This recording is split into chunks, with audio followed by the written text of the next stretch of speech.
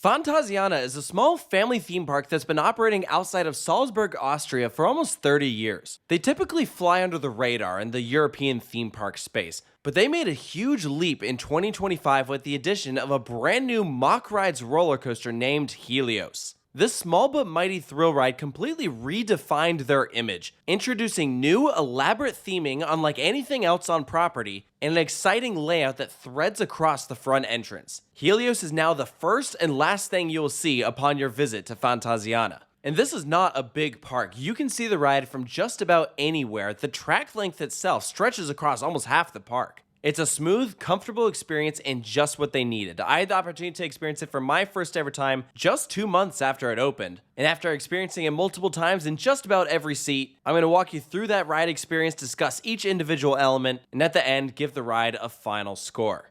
Now, those familiar with Fantasiana might be familiar with the previous attraction that Helios replaced, an out-of-control Pax Wild Train simply known as Wild Train. It operated at Fantasiana for almost 20 years, closing at the very end of the 2024 season, and it was an absolute blast with its goofy layout, unconventional hills that just sent you skyrocketing out of your seat, and abrupt transitions that just made you laugh, but it certainly was not for everyone. And objectively, it didn't make a whole lot of sense at this family park. There was no theming, it wasn't even pretty to look at, it couldn't operate in the rain, and its manufacturer, Pax, is defunct, which means parts are harder to come by. It was only a matter of time before they took it out, and Fantasiana wasted no time in between projects, with part of Helios already vertical before Wild Train stopped operating. This new coaster stretches well beyond the original footprint, crossing the pathway to the other side of the entrance over by the antique cars. The entrance and ride station was also moved. Nothing from the original attraction stayed in place. And this new coaster from Mack would offer similar tight turns and rapid-fire transitions, while also including inversions, a first for the park, and of course, an elaborately themed queue and station. The entire plaza was converted into this Greek-themed space, and it truly is spectacular. An absolutely incredible mini-land, even though it's just the one main attraction here with the roller coaster and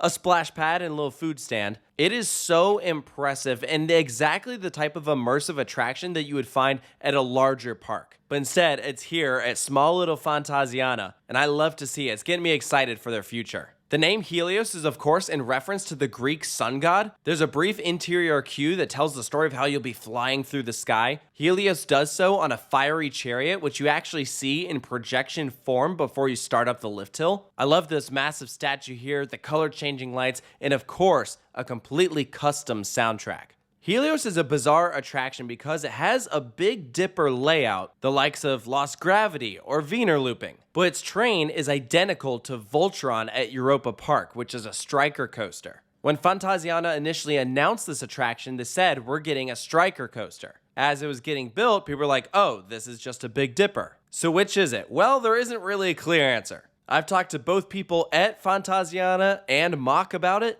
and the answer I received both times is it is both a Stryker coaster and a Big Dipper. So go figure, I didn't even know that was possible. If I had to pick a ride though to most similarly compare Helios to, it would be Lost Gravity at Walibi Holland, which is a delightful attraction, one of those coasters that I always look forward to riding, and I think Helios is even better. As you climb aboard these really nice trains arranged in 2 rows of 4 across, you'll hear this heartbeat sound effect while you're waiting for the train to dispatch. The curtain opens to reveal a small room with a projection on another curtain ahead. To the right is where you would transfer the train off to take it to the maintenance bay. And in theory, if they were to add a second train to Helios, that's where you could store it. As of right now, Fantasiana only has 1 train, but they are open to the idea of getting a second one if they feel necessary. During my visits, I never had to wait more than 1 train for this attraction, but I also went on a very quiet day. Wild Train was never high capacity either, so I imagine throughput isn't that far off. Wild Train did seat more people, but I think this train is also a lot quicker of a process to check. It's just a simple lap bar. As this curtain opens, you'll connect to the chain and start this fast climb up to the top, just over 7 feet per second. The audio plays this exciting organ music that reminds me a lot of No Time for Caution from the Interstellar soundtrack.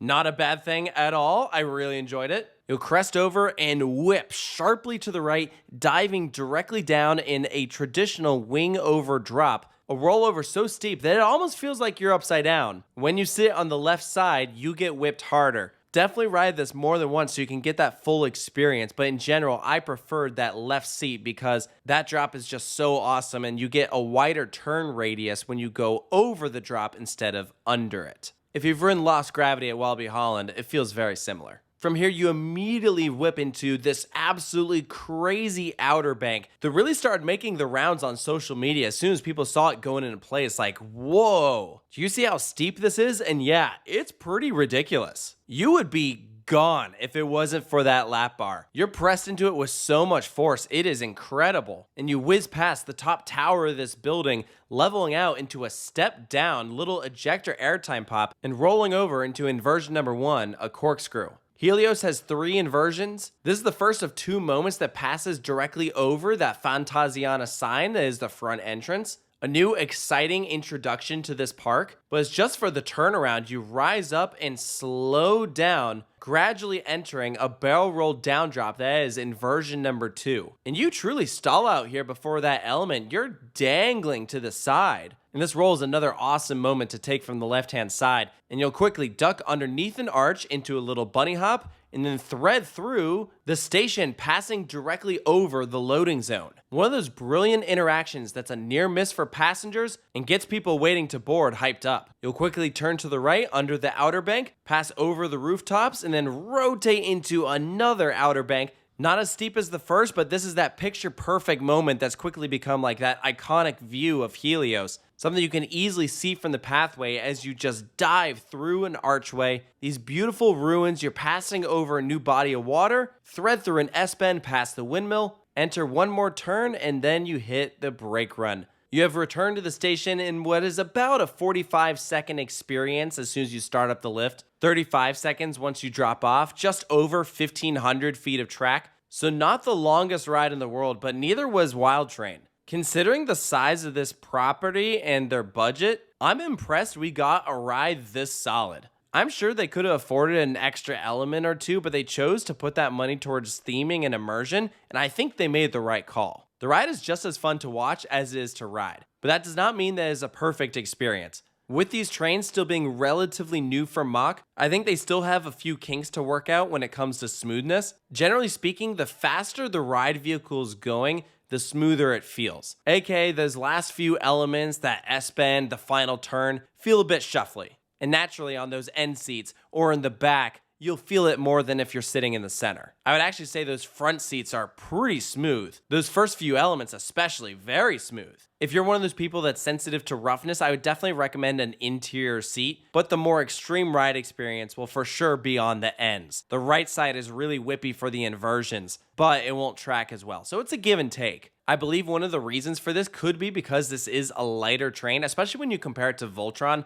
which has 4 rows as opposed to here only 2. Voltron is also significantly more intense and moves at a faster speed, so that shake isn't as noticeable. Hopefully over the off season, they'll be able to take a look at it, because if they can get that fixed, I think they'll be in great shape. Overall, I was really pleased with how Helios turned out. It really is like a mini Voltron, not as tall, not as fast, but great elements for its size and perfect for this family park. I think this ride is going to do wonders for their audience. I'm really glad this ride is here. I certainly will miss Wild Train. There's nothing quite like those sharp, aggressive airtime hills. It really did make me laugh because of how janky it was, but this is much more of a signature ride, easily the most advanced thing they've ever built. And so for Helios' final score, I'm giving it an 8.5 out of 10. Amazing theming, great use of onboard audio. Those first 3 elements I think really are stellar. I wish the ride went just a little bit faster through those final turns. You can feel it just start to fizzle out there. But considering the very compact space they had to work with, I think the teams at Mack did a really nice job, and the teams who brought this to life really should be proud of their accomplishments. It's an excellent excuse to visit Fantasiana, and you can let me know what you think of Helios down in the comments below. Do you agree with my points? Do you think there's anything I left out?